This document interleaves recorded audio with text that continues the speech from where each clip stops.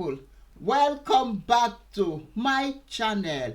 If you're seeing me for the first time, my name is Joyce Anyanwu. Today, politicians there's a say they used to say that in politics there is no enemy and there is no friend. Yes, this I believe. Now, before, I don't really have time much in Nigerian politics. I don't really even sit down to listen to news or to care to know what has been happening in Nigeria. Until recently, I decided to be, talking about what has been happening in Nigeria, Nigerian politics. I get to find out that, oh my God, this politics is a very dirty game that nobody, no decent person should ever venture in politics. No decent person should ever put his hands in politics, because you know why I said so? Because there is no decent person that will want to go into politics that will not be corrupt. Two things involved: either you are corrupt or you resign. Yes, that is what I have really come to realize in Nigerian politics.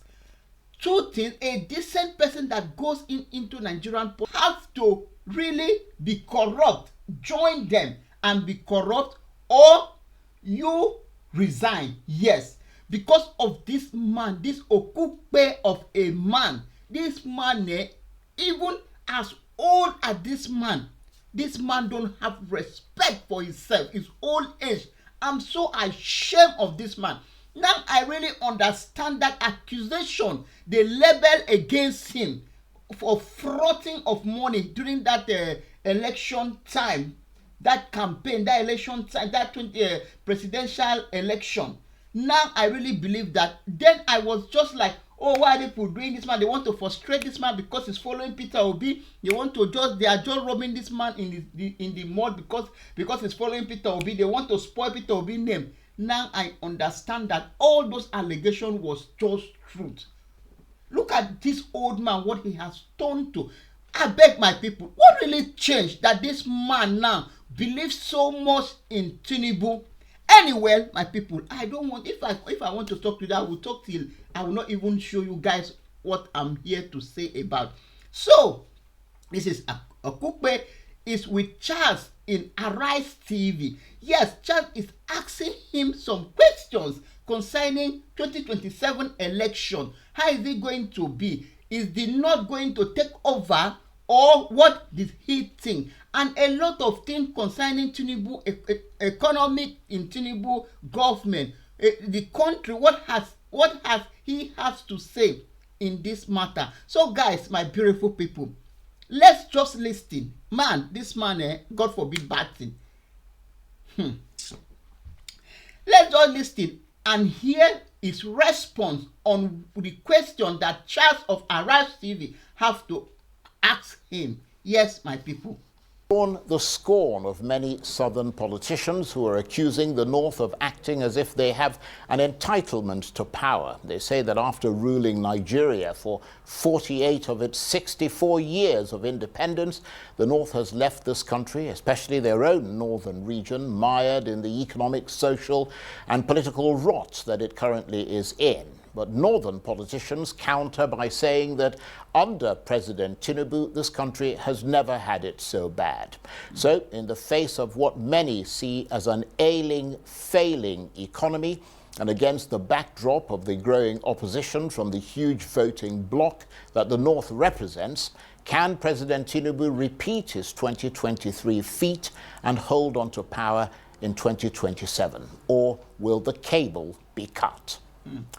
Well, for his take on this and other issues, I'm joined now on the line from our studios in Lagos by Dr. Okupel, who used to be the Special Assistant on Media and Publicity to President Olusegun Obasanjo and was the Senior Special Assistant on Public Affairs to President Goodluck Jonathan. And lest we forget, he was also the former Director General of the Peter Obi presidential campaign. Thank you very much indeed, Dr. Okupel, for joining us, and thank you for coming in. I noticed you were sort of wandering up the street trying to figure out where the studio is.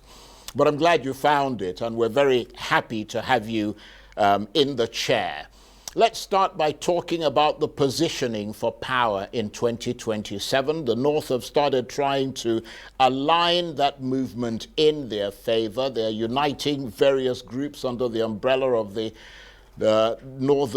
League of Northern Democrats with a view to returning to power, or power to the North, or to a candidate, as they put it, who is in sync with the North in 2027. Do you think that scenario is plausible, given the inescapable fact that the North has ruled Nigeria for nearly 50 of its 64 years of independence, and most recently after 8 years of President Buhari, from whom a Southern president took over just 18 months ago?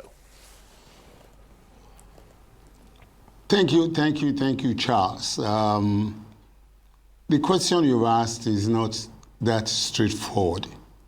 The truth is that there are stakeholders in this country, and there are ways that this country has been managed since 1960, since independence. The country may not have made giant strides economically and in terms of provisions of what will suit or make the populace comfortable. But in terms of its politics, we have managed it in a way that it has kept the country together. I want to remind you that when Obasanjo became president, there was an unwritten national consensus, that a Southwestern person, somebody from the Southwest, will be president. Because if you looked at it, the two candidates for that election were Obasanjo and Olufalaye. So head and tail, Southwest wins. That was a national concession, and it was not for nothing. It was because the stakeholders felt that at that point in time, immediately following Abiola's death, who was presumed to have won an election, there was a need to assuage the Southwest. It was not a question of northern interest. You see, those who control the affairs of this nation in terms of politics before now were more interested in national interest than sectional interest.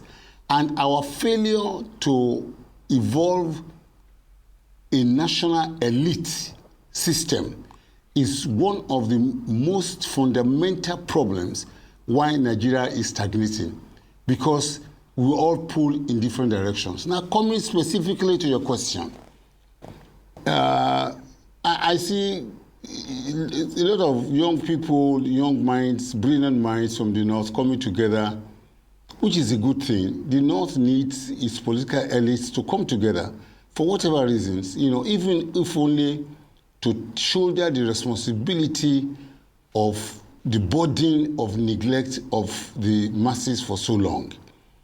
But, for 2027, we politicians, and I say that authoritatively, without any fear of contradiction or equivocation, I am part of this system, I am in this system, I understand this system. In 2027, power cannot return to the North yet. That's not how we do it.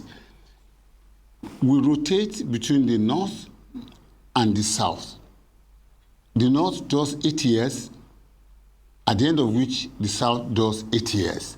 So I'm not saying that Bola Tinubu must be president in 2027, but he's not going to be a Northerner. That is not it, And the fact, what we see in recent times is that the slightest, the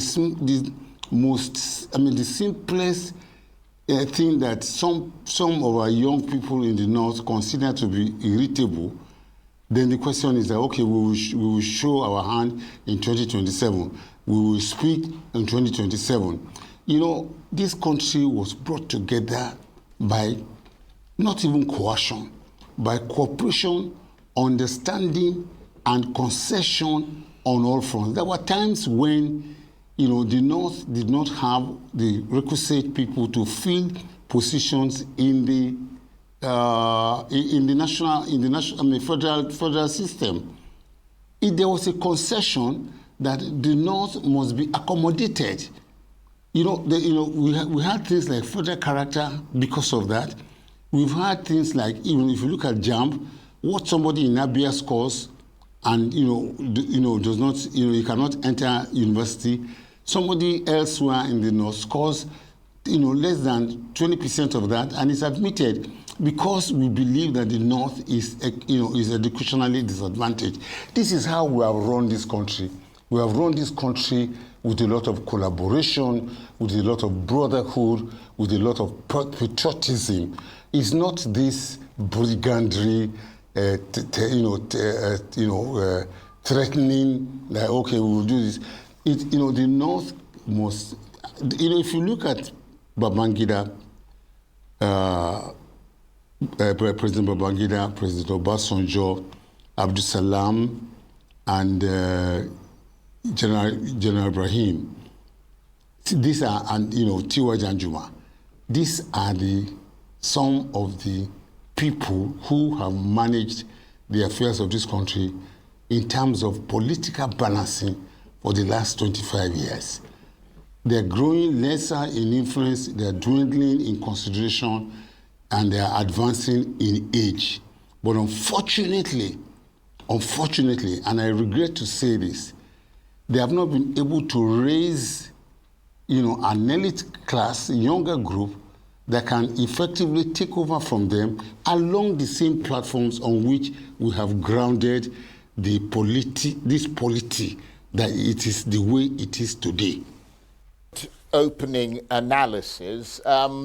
Nevertheless, some people have suggested that the best way forward for the North in 2027 is to find a Southern candidate to support, which is along the lines of what you're hinting at, rather than field a Northern candidate, because this would honor and respect the agreement which allows each region to do 8 years. But the North has countered by saying that if they were to field a Southern candidate in 2027, that candidate would also want to do 8 years, which would, breach that 8-year rotation plan for the North to fulfill its presidential allocation. What do you think of that? It's a political quagmire. If the North decides to field another Southern candidate against Bola Tinubu, then the North will have shot itself in the leg. Don't forget, this is a third world country. Let us assume that you bring a new person and he wins. There's no agreement he will make with you. He will not spend another 8 years. So, you just extended the lifespan of the rotation to the South by another 4 years. So why don't we? What has Bola Tinubu done? Let's come to terms with this. What has Bola Tinubu done? Bola Tinubu has come with very serious reforms, that will take the country away from, the situation in which it had been undergoing for the past 8 to 10 years. I will say it here on public television. This is the truth.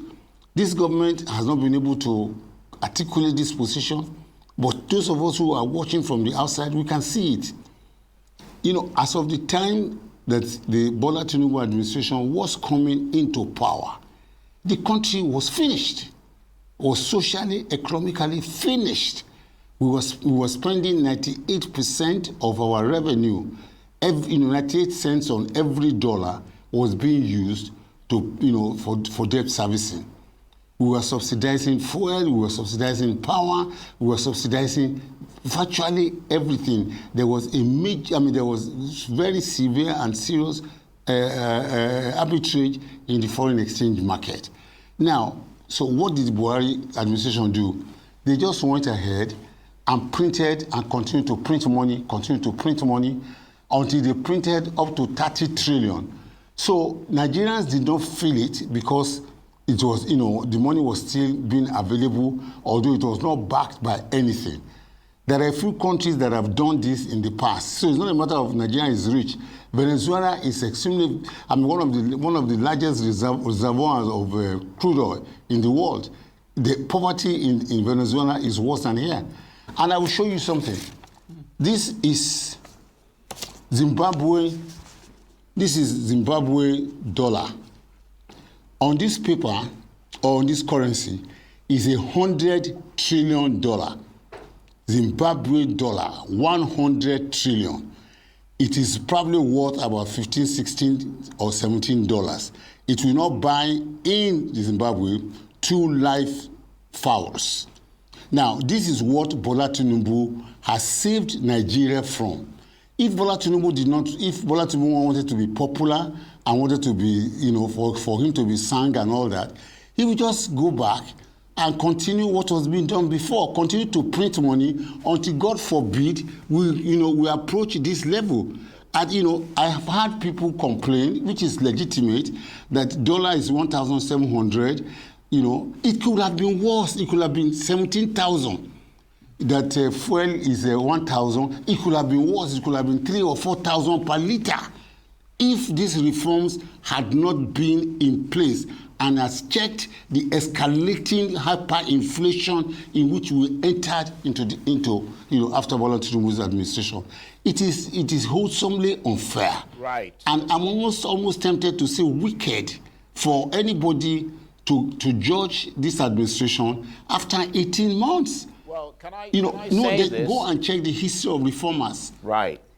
I think you've made some good points there, but I mean, the fact is, Dr. Okupel, there is no debate, is there? The cost of living crisis is evidently happening. It's biting very hard. Manufacturing is collapsing. Foreign investors are not coming in, and those that are here are leaving because of a foreign exchange crunch, a lack of infrastructure such as electricity, which is also killing domestic industries. Poverty is growing, economic losses are growing and have been growing for the last 9.5 years of an APC government. And all that is baked into the failure of the government's reform policies, because you need all those trends to be reversed for those policies to work, don't you? I mean, so there is no debate that this country's trajectory, Charles, is a real and present danger Charles, to the survival and failure of Nigerians. And it's simply not clear where the government is going to find the leverage to change that. Go ahead. Now, can I come in here? Yes. Charles, you are on a wrong premise to be saying 9.5 years of APC government. I, Dr. Okupel, when APC was formed, I publicly declared it, a conglomerate of strange bedfellows.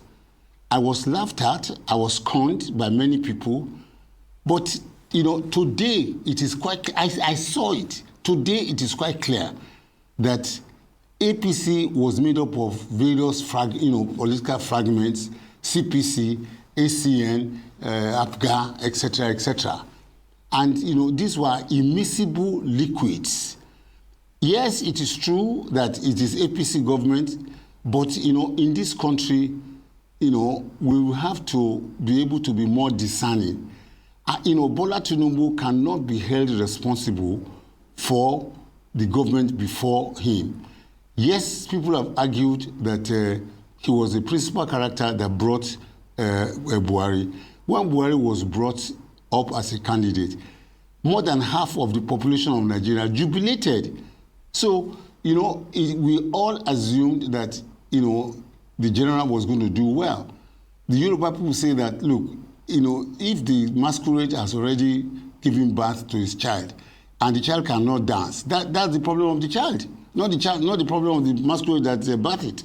So, what you also said on the issue of manufacturing, on the issue of, foreign direct investment and all that, recent events have proven that to be wrong. Today, the MBS came up with their report to show that there's a 3 point something percent growth in GDP. And the manufacturing that you mentioned was part and parcel of that growth. There was growth in the manufacturing sector in the last quarter of this year than previous year, and the foreign direct investment is also increasing. And let me tell you, I told you that Buhari printed 30 trillion, which attracted about 7 trillion interest. That 7 trillion interest has been paid by Bola Tinubu. The airlines were being owed about $7 billion, and it was, traveling by Nigerians will have been crippled, or Lagos-London will have come to something like 12 million naira for economy. But, this administration, in less than 1 year, has sorted that out. We must, these reforms that are in place are beginning to show signs of productivity. So, there's, when you go into the generalization that 9.5 years, that is not true, that is not correct. Let us agree, let us be factual, let us know, that, okay, this is where this administration started, this is where they say they're going, this is how far they're going. And then we support the administration to achieve its objective, not to castigate and bring it down and demonize it. Right.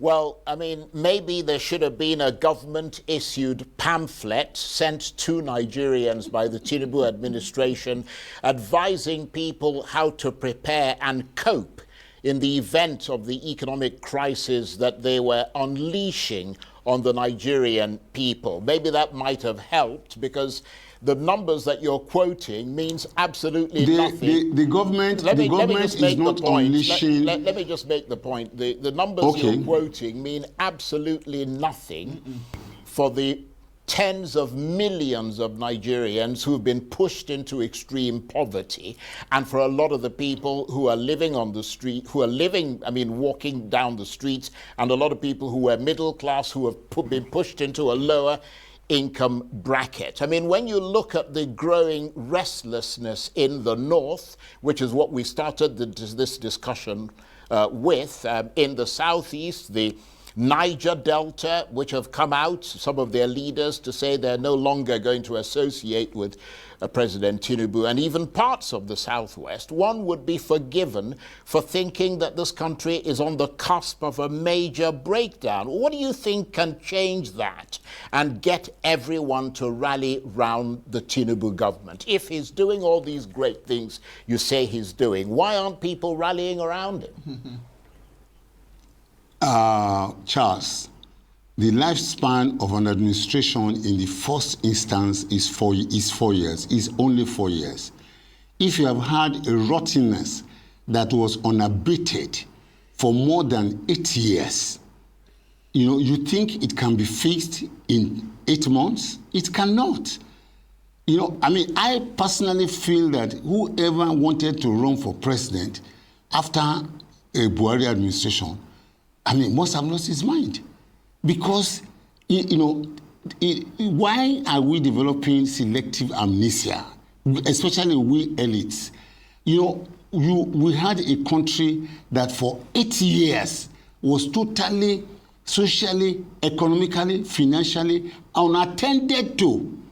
And yet, in all those 8 years, there were no threats, there were no complaints, there was silence from everywhere. Everywhere was was in a state of acquiescence. Now, somebody else now takes over this rottenness, and before he can even sit down on the seat, you're saying that you just mentioned now that there's a lot of childhood restlessness, or youth restlessness in the north.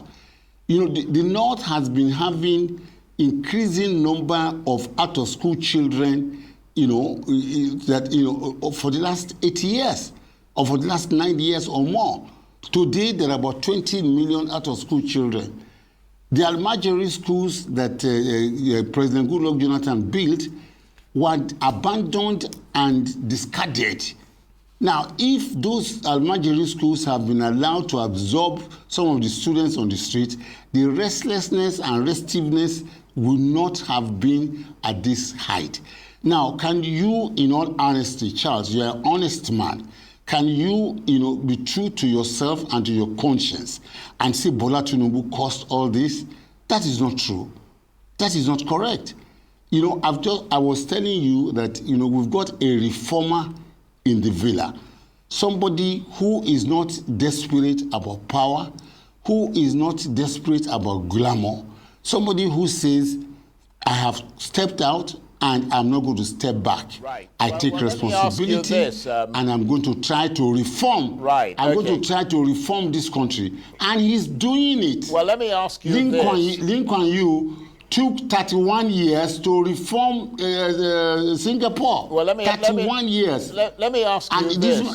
Let me ask you this, Dr. Okupel, because you've said that, and I thank you for saying that I do try to be honest, and I would return the same compliment to you, that you also try to be honest. You are, beyond being a medical doctor, you're also an evangelist, so one would hope that you would be yes, correct, honest and straightforward. But wearing your hat, in that regard, wearing your hat as a former special advisor to two previous presidents, Olusegun Obasanjo and Goodluck Jonathan, do you think that in the wider context, opportunities and prospects for Nigerians have increased or decreased since that time? Mm-hmm.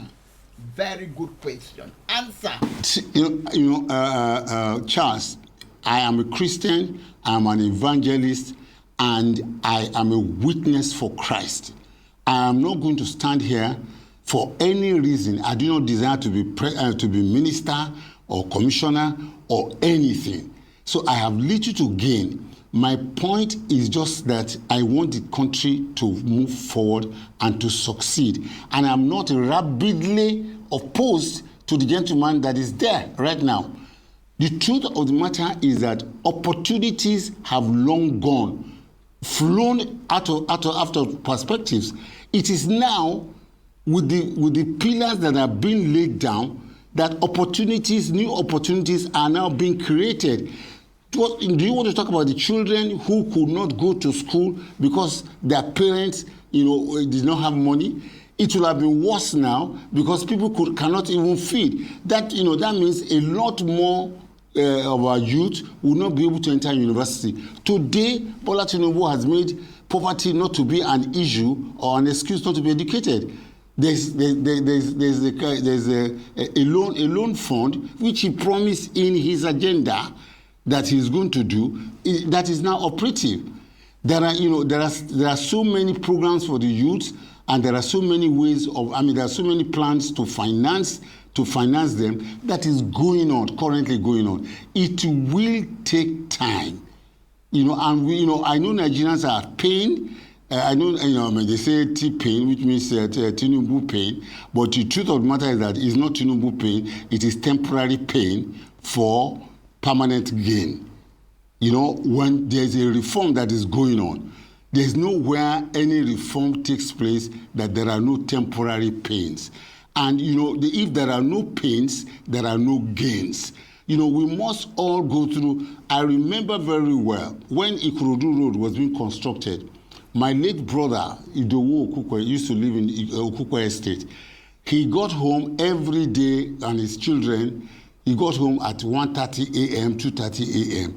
They suffered. It's not just him as a family. Many people on that axis suffered. But today, we drive to the Ikorodu Road in 12 minutes, in 10 minutes, in 20 seconds. A generation paid and suffered for that construction that was done in Metropolis at that time. So, a generation will have to go through some temporary pain so that, generations coming behind and even those who are still alive can enjoy a much more permanent gain. This opposition mantra, the problem with the Bola Tinubu is this.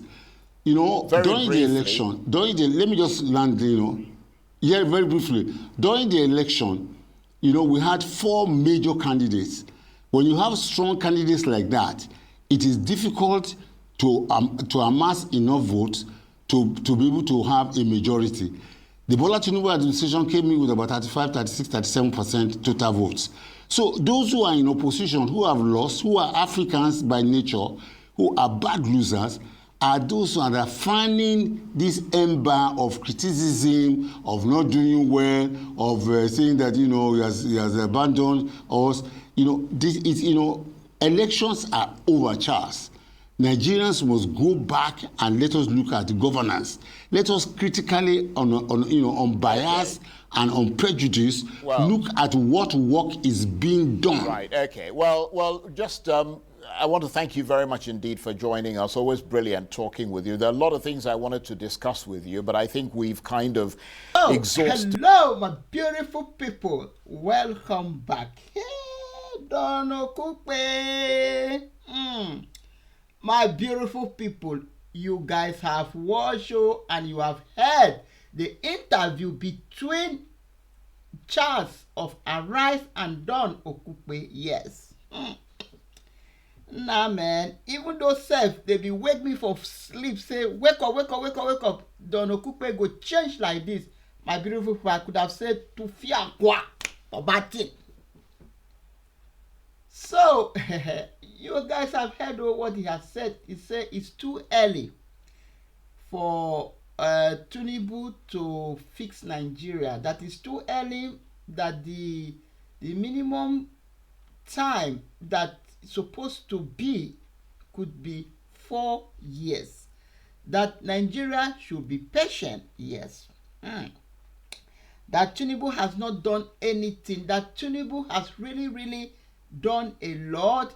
He has he brought out student loan. He has paid a lot of debt that Buhari was owing. He has done that. He has done this. First of all, I want to talk about that student loan. I don't even have any idea if that student loan is really working, because I have not seen anybody that came out to talk about that student loan. And first of all, let's even think about this. I made a video. I have that video in my channel that was talking about this student loan, that you cannot just come and say and implement student loan when there is no employment. So when the student they finish schooling and came back, what are they coming to do? How are they going to pay that loan? If they finish that school and they come back home, what will be the next? How are they going to pay back the loan to government?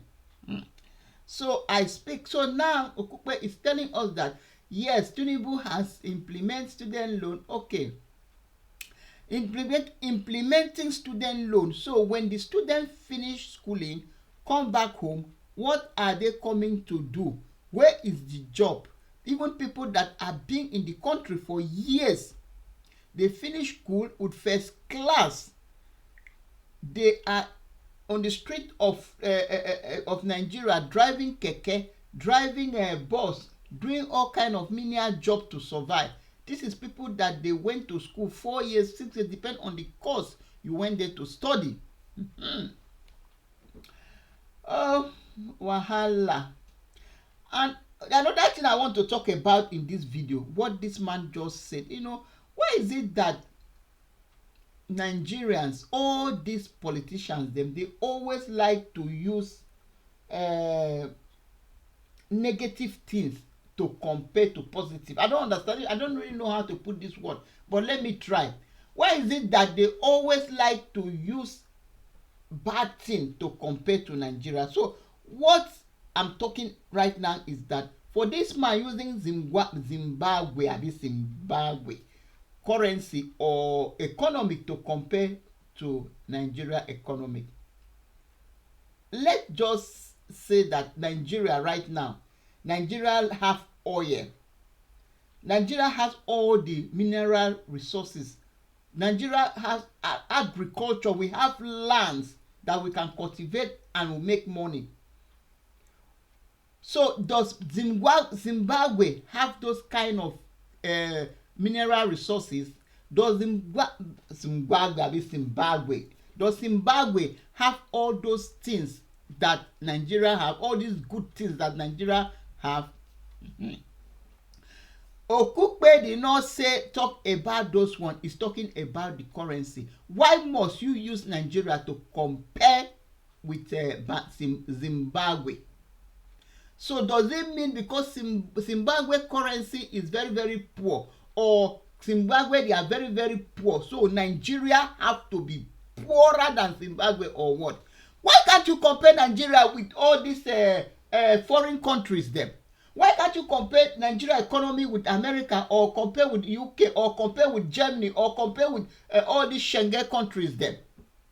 Or even compare Nigeria economic with, which country am I even going to talk? Or like Gabon, or South Africa. Why are you comparing the worst to worst? So right now, Nigeria is supposed to be happy, clapping hands because we are suffering. According to what Charles asked him, that he should go and make a book so that he will take it and be counting to thousands of Nigerians in the street, because they don't understand what he's talking about. Because these people, the suffering has driven them to the street of Nigeria. So you should go there and tell them, maybe they will understand. Because according to Charles, what he was saying, it doesn't make any sense. It does not make any sense. It doesn't show anything. My beautiful people, I don't know what Tinubu gave to this man. He's telling us that T-pain, which is tenable pain, is just, it's not going to be permanent, but it's just a temporary pains. Yes. So, politicians and we're talking about 2027. I don't even want to talk about that one, because I know that Tinubu will be there for 8 years. Nobody, even right from day one, even this man that is talking, he didn't want Tinubu to be in this seat. Even this Okupel, because he was campaigning for Peter Obi. He was solely behind Peter Obi. So what changes now? So you're talking of 2027. It's like just pouring water behind the cup, or on top of the stone, because Tinubu is doing everything to make sure that he will be there, and he's going to be there. That's why he started. He has started now to buy his way by giving people like this Okupel money, dragging them, influencing them to his own self, like doing all those people that were campaigning for Peter Obi, for Atiku. Now is giving them appointment here and there, because he's trying to buy his way back to this 2027 Nigerian politics. As I earlier said before I started this video, it's here. If I have a father that is a politician, that is, I don't know what I will be saying to my father. God bless, God help that my father. Which kind of corruption? This kind of old man that cannot just go straight and speak the truth and say it the way it is. People have been crying. People have been dying of hunger. This man is telling us that Tinubu has not done anything. What has Tinubu done? Tinubu has really did a lot. Tinubu has implementing English. Tinubu has implemented student loan. Tinubu has paid debt from bank. Tinubu is not printing money. Tinubu has done this. Tinubu has done that. So what really changed about this Tinubu now, Okupel? If you even see himself, the way he's talking, like somebody that want to die tomorrow, next tomorrow, he don't even have conscience. No conscience at all. Anyway, my beautiful people, I don't know what to say again. I have raised my case. If you have watched to this time, please subscribe to my channel, share this video, like. Let's drop your honest opinion in the comment section. Just drop it the way it is. Just Let me know what you think about this man, because I don't find it funny at all. Politics is a very, very, very, very, very, very dirty game that I will not even want any of my family member to even go into politics, because it's a game, a rotten game, it's so rotten. That thing they call politics is very, very rotten. You can, somebody that will be laughing with you, he will promise you heaven and earth, he will tell you that you are the best in a twinkle of an eye. As far as there is money, as far as the opposition give him money or give her money, he will change like a chameleon. Pew! Hey, God Almighty, have mercy. Thank you, my beautiful people. If you have watched to this time, I really appreciate every one of you. Thank you very much. Thank you, and I will see you guys for my next one. Bye for now.